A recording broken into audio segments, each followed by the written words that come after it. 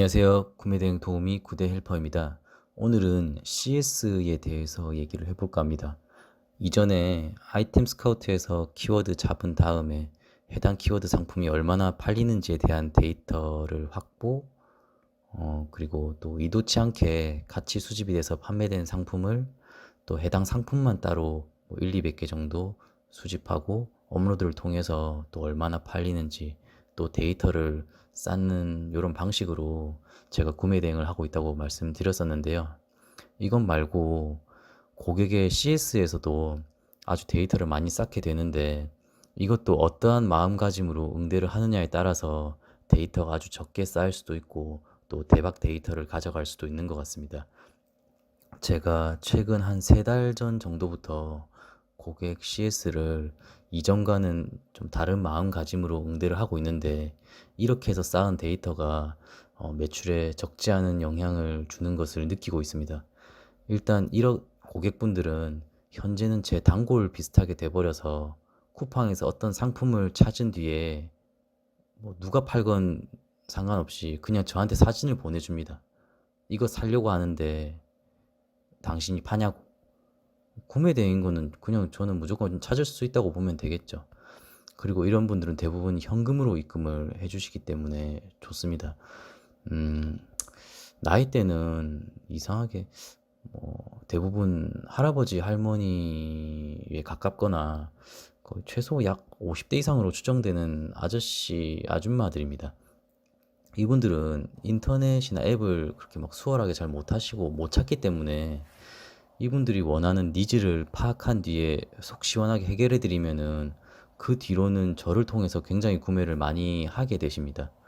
어떤 아주머니 한 분이 저한테 몇 번 사시고는 어느 날 갑자기 밑도 끝도 없이 제 카톡으로 처음 한다는 말이 안녕하세요 이런 것도 아니고 애기들이 참 예쁘네요 이렇게 하고 오는 겁니다. 그래가지고 피싱인가 그랬는데 피싱이 뭐 애기들이 참 예쁘네요라고 하진 않을 거여서 고객 이름을 봤는데 저한테 몇 번 사셨던 분인 거를 제가 몇 번 사셨으니까 아 이분이시구나 하고 뭐 저도 안녕하세요 하면서 이제 뭐 대화를 했는데요.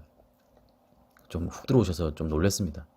뭐 물어보지도 않았는데 자기 막 손주 사진 보여주고 막 자기 취미로 그리는 그림 막 물어보지도 않았는데 막 보내고 좀 황당하긴 한데 그래도 최초에 어떤 상품에 대한 문의 그리고 뭐 본인이 뭐 사고 싶은데 찾아줄 수 있냐는 사실 이런 CS는 효율이 상당히 떨어집니다.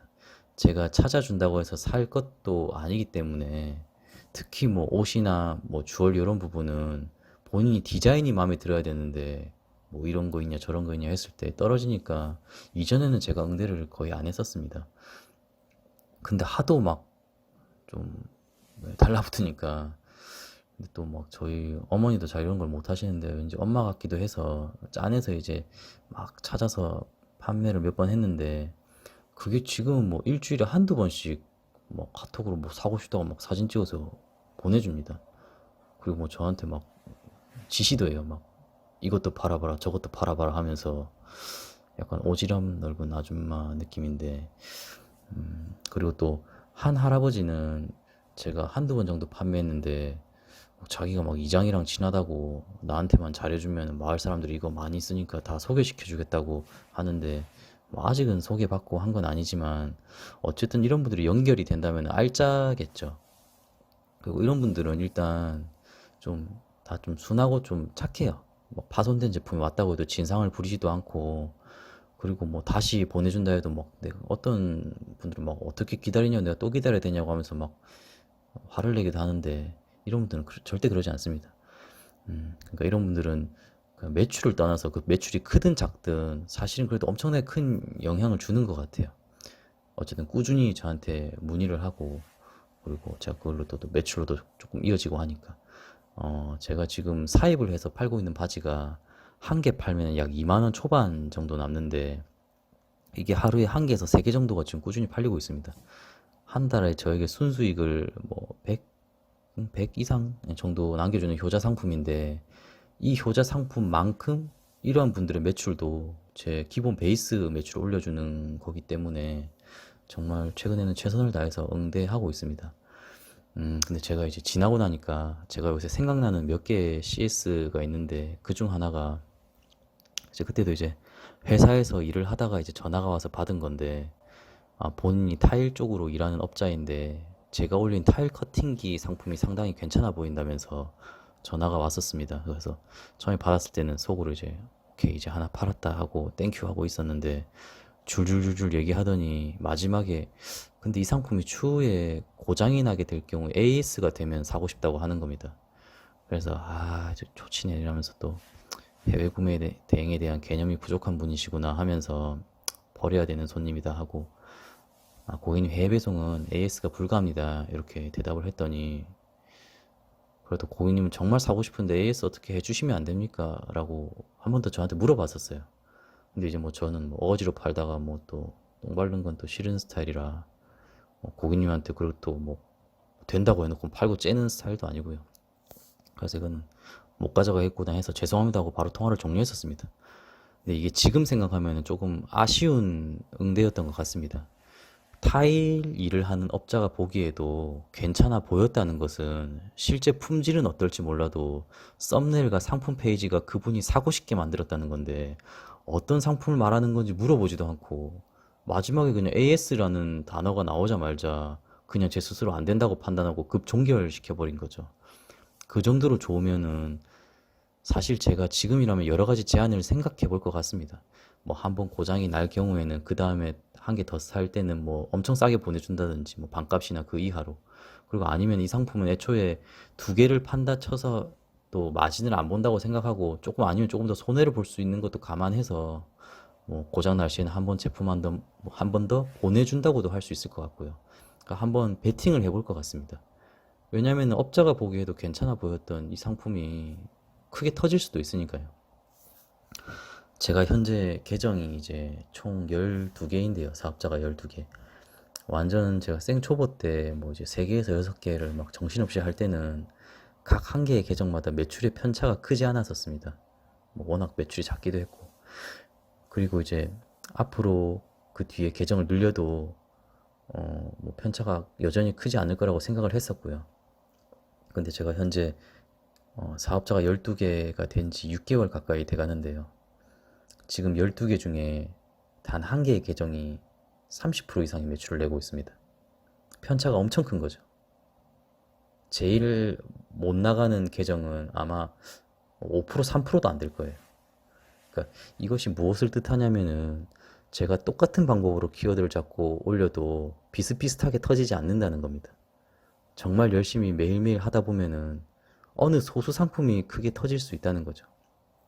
이거는 CS를 통해서 얻은 고객도 마찬가지라고 생각합니다.